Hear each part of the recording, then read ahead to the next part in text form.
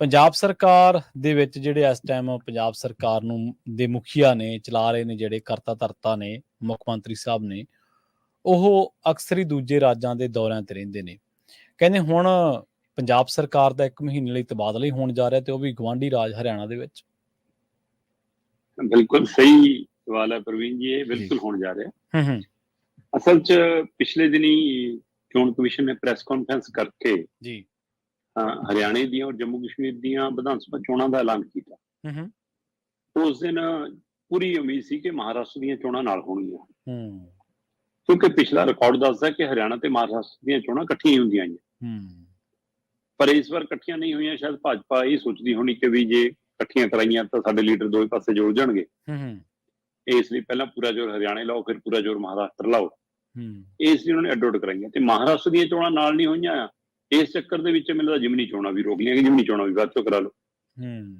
ਸੋ ਜਿਮਨੀ ਚੋਣਾਂ ਨਾ ਹੋਣ ਦਾ ਮਤਲਬ, ਜੇ ਮਹਾਰਾਸ਼ਟਰ ਚੋਣਾਂ ਨਾ ਹੋਣ ਦਾ ਫਾਇਦਾ ਭਾਜਪਾ ਆਪਣੇ ਹਵਾਲੇ ਨਾਲ ਸੋਚ ਰਹੀ ਆ, ਤਾਂ ਜਿਮਨੀ ਚੋਣਾਂ ਨਾ ਹੋਣ ਦਾ ਫਾਇਦਾ ਮੈਨੂੰ ਲੱਗਦਾ ਆਮ ਆਦਮੀ ਪਾਰਟੀ ਆਪਣੇ ਹਿਸਾਬ ਨਾਲ ਸੋਚ ਰਹੀ ਆ। ਜੀ ਜੀ ਜੀ, ਮਤਲਬ ਜਿਮਨੀ ਚੋਣਾਂ ਜੇ ਅੱਗੇ ਪਈਆਂ ਤਾਂ ਉਹ ਤੋਂ ਜੇ ਸਭ ਤੋਂ ਵੱਧ ਕੋਈ ਖੁਸ਼ ਹੈ, ਮੈਨੂੰ ਲੱਗਦਾ ਭਗਵੰਤ ਮਾਨ ਹੋਰਾਂ ਦੀ ਟੀਮ ਖੁਸ਼ ਹੈ। ਤੁਸੀਂ ਦੌਰੇ ਦੀ ਗੱਲ ਕਰਦੇ ਹੋ ਕਿ ਬਾਹਰਲੇ ਸੂਬਿਆਂ ਦੇ ਦੌਰੇ, ਜਾਂ ਕੁਝ ਮੁੱਖ ਮੰਤਰੀ ਭਗਵੰਤ ਮਾਨ ਹੋਰਾਂ ਨੂੰ ਰੋਡ ਸ਼ੋਅ ਕਰਨ ਦਾ ਵੀ ਬਹੁਤ ਸ਼ੌਂਕ ਹੈ। ਜੀ ਬਿਲਕੁਲ ਬਿਲਕੁਲ। ਉਹਨਾਂ ਨੂੰ ਉਹ ਕਾਰ ਦੇ ਵਿੱਚੋਂ ਬਾਹਰ ਨਿਕਲ ਕੇ ਹੱਥ ਹਿਲਾ ਕੇ ਫੁੱਲ ਸਿੱਟ ਕੇ, ਫੁੱਲ ਲੈ ਕੇ, ਚਾਹੇ ਉਹ ਇਹਨਾਂ ਦੇ ਬੰਦੇ ਵੰਡ ਦਿੰਦੇ ਆ ਕਈ ਥਾਵਾਂ ਦੇ ਫੁੱਲ ਤਾਂ, ਹੈਨਾ, ਉਹ ਪਰ ਉਹ ਵੀ ਇਹਨਾਂ ਨੂੰ ਮਤਲਬ ਚੰਗਾ ਲੱਗਦਾ।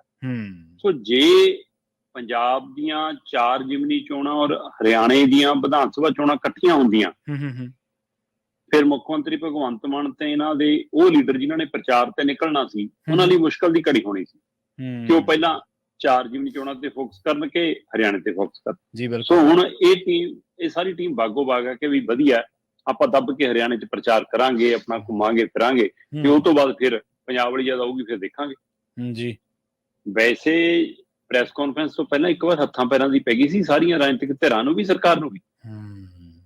ਆਪਾਂ ਪਹਿਲਾਂ ਵੀ ਗੱਲ ਕਰ ਚੁੱਕੇ ਹਾਂ ਕਿ ਐਮਐਲਏਆਂ ਦੀ ਬੈਠਕ ਦੇ ਦੌਰਾਨ ਹਲਕਾ ਇੰਚਾਰਜਾਂ ਨੂੰ ਹਦਾਇਤ ਹੋਈ ਸੀ ਕਿ ਵੀ ਦੇਖੋ ਇਹਨਾਂ ਪਿੰਡਾਂ 'ਚ ਕੀ ਕਰਨਾ, ਇਸ ਹਲਕਿਆਂ 'ਚ ਕੀ ਕਰਨਾ, ਇਹਨਾਂ 4 ਗਿੱਦੜਬਾਹਾ, ਬਰਨਾਲਾ, ਚੱਬੇਵਾਲ, ਡੇਰਾ ਬਾਬਾ ਨਾਨਕ, ਇੱਥੇ ਆਪਾਂ ਕੀ ਕੀ ਕਰ ਸਕਦੇ ਹਾਂ। ਹੁਣ ਉਹ ਕਰਨ ਦਾ ਮੌਕਾ ਵੀ ਮਿਲ ਗਿਆ। ਚਲੋ ਦੂਸਰਾ ਕਲੱਬ ਬਣਾਓ ਜੀ, ਫੰਡ ਫੁੰਡ ਦਓ ਜੀ, ਇਹ ਸਾਰੀ ਪ੍ਰਕਿਰਿਆ ਹੁਣ ਉਹਦੇ ਲਈ ਸਮਾਂ ਮਿਲ ਗਿਆ। ਜੀ ਬਿਲਕੁਲ। ਪਰ ਜਿਹੜਾ ਪ੍ਰਚਾਰ ਦਾ ਸਮਾਂ ਉਹ ਹਰਿਆਣੇ ਲਈ ਮਿਲ ਗਿਆ। ਤੁਸੀਂ ਇੱਥੋਂ ਹੀ ਅੰਦਾਜ਼ਾ ਲਾ ਲਓ ਕਿ ਕਿੰਨਾ ਚਾਅ ਹੈ ਸਰਕਾਰ ਨੂੰ। ਜੀ 15 ਦਿਨਾਂ 'ਚ, ਪਿਛਲੇ 15 ਦਿਨਾਂ 'ਚ 45 ਰੈਲੀਆਂ ਆਮ ਆਦਮੀ ਪਾਰਟੀ ਹਰਿਆਣਾ 'ਚ ਕਰ ਚੁੱਕੀ ਹੈ। ਉਹ ਅੱਛਾ, ਦਿਨ ਦੀਆਂ 3। ਹਾਂ, ਮਤਲਬ ਚਾਹੇ ਉਹ ਛੋਟੀ ਬੈਠਕ ਹੈ, ਚਾਹੇ ਨੁੱਕੜ ਬੈਠਕ ਹੈ, ਚਾਹੇ ਕੋਈ ਸਮਾਗਮ ਹੈ, 15 ਦਿਨਾਂ 'ਚ 45, ਜਿਹਦੇ ਵਿੱਚ ਸੁਨੀਤਾ ਕੇਜਰੀਵਾਲ, ਸੰਜੇ ਸਿੰਘ ਤੇ ਭਗਵੰਤ ਮਾਨ ਹੋਰੀ ਹਾਜ਼ਰ ਹੋ ਰਹੇ ਨੇ। ਠੀਕ ਹੈ ਜੀ, ਠੀਕ ਹੈ। ਤੇ ਹੁਣ ਜਦੋਂ ਅਗਲੀਆਂ ਚੋਣਾਂ ਆ ਗਈਆਂ ਤਾਂ ਆਪਾਂ ਜੇ ਆਹ 10 ਦਿਨ ਛੱਡ ਵੀ ਲਈਏ ਅਗਸਤ ਮਹੀਨੇ ਵਾਲੇ, ਤਾਂ ਸਤੰਬਰ ਮਹੀਨਾ ਪੂਰਾ ਜੀ 1 ਅਕਤੂਬਰ ਨੂੰ ਵੋਟਾਂ ਪੈਣੀਆਂ ਨੇ। ਜੋ ਸਤੰਬਰ ਮਹੀਨੇ, ਪੂਰੇ 1 ਮਹੀਨੇ ਲਈ ਪੰਜਾਬ ਸਰਕਾਰ ਦਾ ਤਬਾਦਲਾ ਹੋਣ ਜਾ ਰਿਹਾ ਹਰਿਆਣੇ 'ਚ। ਠੀਕ ਆ, ਬਕਾਇਦਾ ਰੋਡ ਮੈਪ ਬਣ ਗਿਆ, ਪ੍ਰੋਗਰਾਮ ਤੈਅ ਹੋ ਗਏ ਨੇ, ਕਿੱਥੇ ਕਿੱਥੇ ਸੁਨੀਤਾ ਕੇਜਰੀਵਾਲ ਰੋਡ ਸ਼ੋਅ ਕਰੇਗੀ, ਕਿੱਥੇ ਕਿੱਥੇ ਭਗਵੰਤ ਮਾਨ ਕਰਨਗੇ, ਕਿੱਥੇ ਕਿੱਥੇ ਰਿਪੀਟ ਕਰਾਂਗੇ, ਕਿਉਂਕਿ ਆਮ ਆਦਮੀ ਪਾਰਟੀ ਇਕੱਲਿਆਂ ਲੜਨ ਦਾ ਐਲਾਨ ਕਰ ਚੁੱਕੀ ਆ ਜੀ। ਤੇ ਹੁਣ ਪੰਜਾਬ ਦੀਆਂ 4 ਚੋਣਾਂ ਵੀ ਨਹੀਂ ਹੈਗੀਆਂ, ਇਸ ਲਈ ਕੋਈ ਮਸਲਾ ਨਹੀਂ। ਤੇ 50 ਤੋਂ ਵੱਧ ਐਮਐਲਏਆਂ ਦੀ ਡਿਊਟੀ ਲਾ ਦਿੱਤੀ ਗਈ ਆ। ਠੀਕ ਹੈ, ਆਮ ਆਦਮੀ ਪਾਰਟੀ ਦੇ 50 ਐਮਐਲਏਆਂ ਦੀ ਡਿਊਟੀ ਲਾ ਦਿੱਤੀ ਹੈ, ਜਿਨ੍ਹਾਂ 'ਚ ਮੰਤਰੀ ਵੀ ਸ਼ਾਮਲ ਨੇ।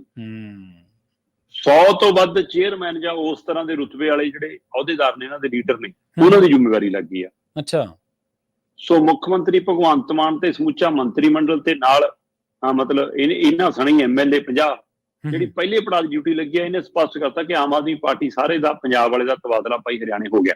ਠੀਕ ਹੈ, ਸੋ ਉਹ ਸਾਰੀ ਪ੍ਰਕਿਰਿਆ। ਤੇ ਇੱਧਰੋਂ ਅਜੇ ਬੇਫਿਕਰੀ ਇਹਦਾ ਇਹ ਹੈ ਕਿ ਹਰਿਆਣੇ 'ਚ ਹੁਣ ਦੱਬ ਕੇ ਚੋਣ ਪ੍ਰਚਾਰ ਹੋਊਗਾ। ਹੁਣ ਇਹ ਦੇਖਣ ਵਾਲੀ ਗੱਲ ਹੋਊਗੀ ਕਿ ਕੀ ਪਾਣੀਆਂ ਦੇ ਮਸਲੇ ਤੇ ਗੱਲੇ ਨਹੀਂ ਕਰਨਗੇ, ਕੀ ਚੰਡੀਗੜ੍ਹ ਦੇ ਮਸਲੇ ਤੇ ਗੱਲੇ ਨਹੀਂ ਕਰਨਗੇ, ਕੀ ਪੰਜਾਬੀ ਬੋਲਦੇ ਮਸਲਿਆਂ ਤੇ ਗੱਲੇ ਨਹੀਂ ਕਰਨਗੇ, ਕੀ ਕਿਸਾਨੀ ਪਹਿਲੂ ਵਾਲੇ ਹਵਾਲੇ ਨਾਲ ਹਰਿਆਣੇ ਵੱਲੋਂ ਜੋ ਰੋਕਾਂ ਲਾਈਆਂ ਉਹਦੇ ਹਵਾਲੇ ਕਿਵੇਂ ਗੱਲ ਕਰਨਗੇ। ਇਹ ਸਾਰੀਆਂ ਪ੍ਰਕਿਰਿਆਵਾਂ ਚੁਣੌਤੀ ਬਣ ਕੇ ਖੜੀਆਂ। ਜਾਂ ਫਿਰ ਗਵਲਾ ਰਾਹ ਅਖਤਿਆਰ ਕਰਨਾ ਰਾਜਨੀਤਿਕ ਲੀਡਰ ਨੂੰ ਆਉਂਦਾ, ਜਿੱਥੇ ਜਾਓ ਉੱਥੇ ਦੀ ਬੋਲੀ ਬੋਲੋ, ਹੈ ਨਾ। ਤੇ ਇਹ ਇਸ ਤਰ੍ਹਾਂ ਹੁਣ ਭਗਵੰਤ ਮਾਨ ਤੇ ਇਸ ਪਹਿਲੂ ਤੇ ਨਜ਼ਰ ਰਹੇਗੀ। ਪਰ ਬਿਲਕੁਲ ਦਰੁਸਤ ਹੈ ਤੁਹਾਡੀ ਗੱਲ ਕਿ ਅਗਲੇ 1 ਮਹੀਨੇ ਲਈ ਪੰਜਾਬ ਸਰਕਾਰ ਦਾ